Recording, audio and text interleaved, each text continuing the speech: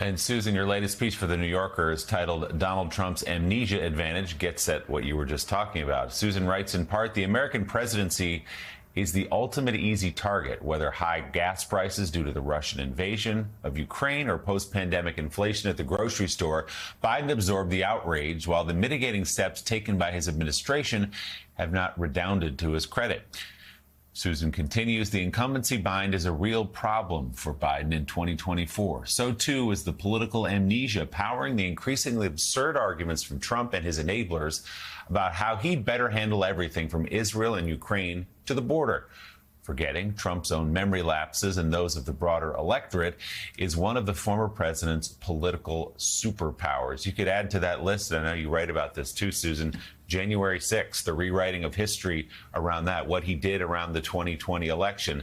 Donald Trump, still sort of like he did in 2016, wants to be the white knight riding in to save a country in decline, forgetting the fact that he was right there in the middle of it for 4 years, adding to it.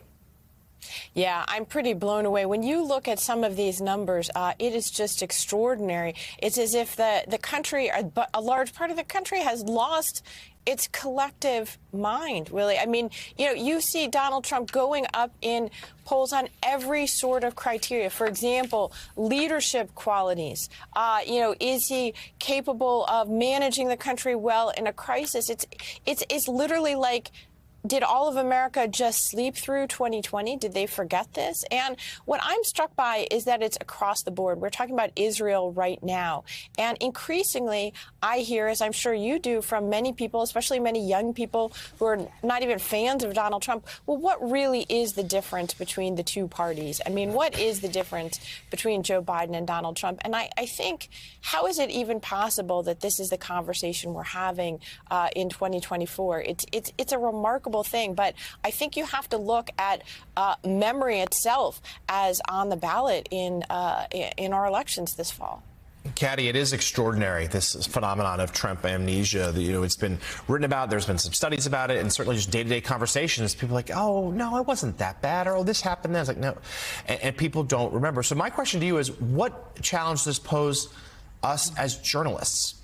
In terms of reminding people, providing necessary context, fact-checking, because when you do so, you're often accused by the other side, in this case, Republicans, conservatives, in a bad faith way of being biased. Well, why are you talking about January 6th all the time? Why are you talking about this? Why are you doing this? You're just trying to sway people's opinions. So what's the right approach here? God, I wish I had the answer.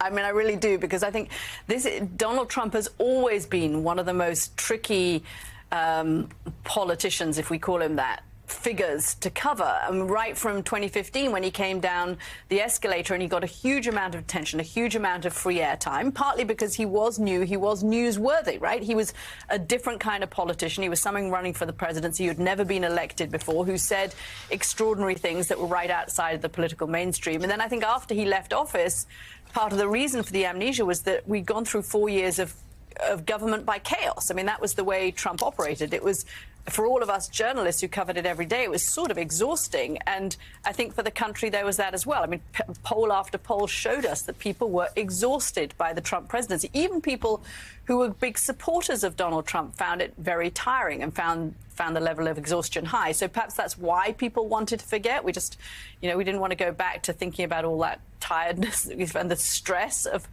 covering that time. And I think today we're facing, look, MSNBC and NBC have just gone through this own version of this questioning with the hiring and then the firing of Ronna McDaniel. How do we give voice to the dissatisfaction that people who support Donald Trump feel in a legitimate, respectful way, whilst also calling out lies around something like an election that was not stolen and people who went to prison after January the 6th because they committed crimes. So I think we just have to be clear in our own mind and in every case treat every single incident on its own merits. And is this truth? Is this not truth? In a world of disinformation, that becomes even harder, whilst not dismissing millions of people's grievances who have legitimate grievances and things they're unhappy about who may vote for Donald Trump.